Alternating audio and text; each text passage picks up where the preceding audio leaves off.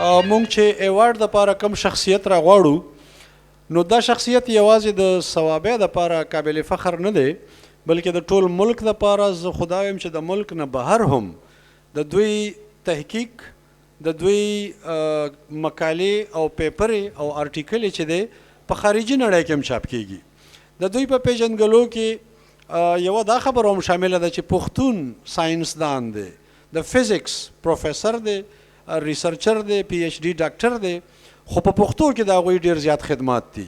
د پښتو په کلتور باندې په سیاست باندې په ادب باندې او په مختلفو میدانونو کې د دې شخصیت ډېر د قدر وړ کار دی